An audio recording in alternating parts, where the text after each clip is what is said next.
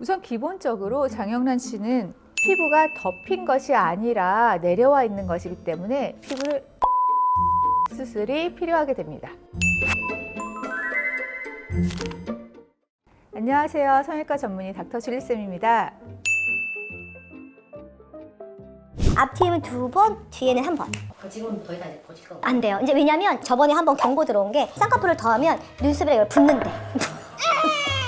우선 기본적으로 장영란 씨는 눈을 뜬 상태에서 눈썹이랑 눈 사이가 굉장히 가까우신 편이에요. 이것 때문에 아마 재수술을 하면 더 가까워진다 이런 말씀을 들었다고 말씀하시는 것 같은데요. 여기에는 다른 이유가 있으니 제가 설명드릴게요.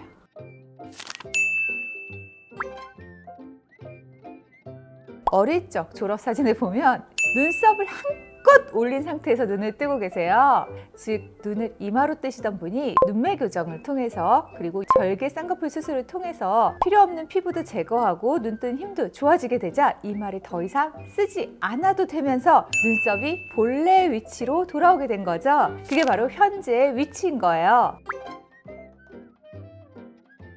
이렇게 말씀을 들으신 이유 중에 하나일 거라고 하는 저의 추측은 아마도 피부를 더 제거하고 싶다고 말씀하셨기 때문일 거라고 저는 생각해요. 하지만 이런 경우에는 사실 피부가 덮인 것이 아니라 내려와 있는 것이기 때문에 피부를 올려주는 수술이 필요하게 됩니다. 두 가지 경우가 있을 수 있습니다. 첫 번째는 원래 이마를 쓰지 않으셨던 경우예요. 환자분이 원래 이마를 쓰지 않고 눈을 충분히 잘 뜨고 계셨다면 쌍꺼풀 수술로 인해서 눈과 눈썹 사이의 거리가 변하지 않습니다.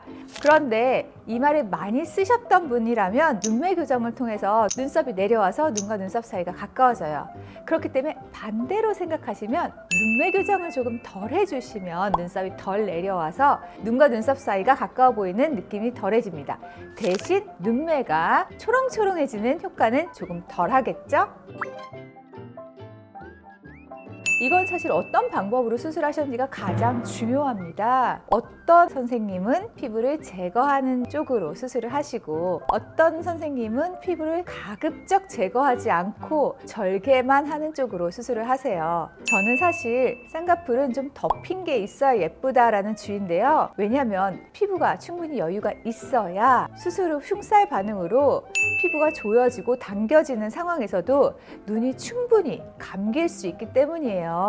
눈이 감기는 건 굉장히 중요한 부분인데요. 안구를 보호한다는 측면에서 안구 건조증을 예방하고 각막을 보호해서 시력을 유지시켜준다는 점에서 굉장히 중요한 부분입니다. 그러다 보니까 절개만 하고 제거를 별로 하지 않는 경우에는 여러 번 절개 재수술이 가능한 반면 제거를 많이 하시는 선생님들은 아무래도 재수술의 가능성이 많이 줄어드는 편이에요.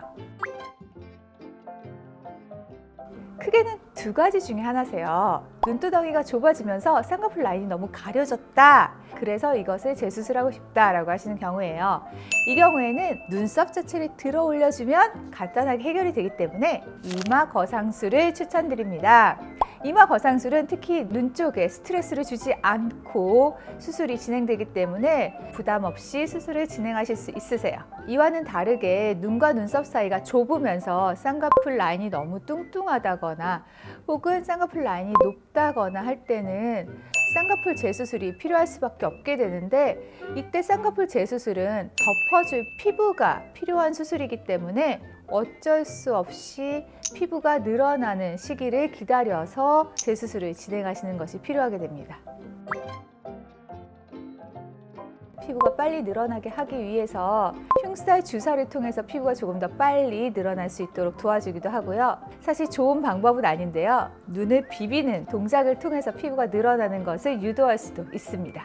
이런 방법들이라고 해서 충분히 눈에 피부가 늘어나서 재수술이 가능하다라고 말씀드리기는 어렵고요. 개인차가 굉장히 크기 때문에 전문의와 충분히 상담 후 결정을 하시는 것이 중요합니다.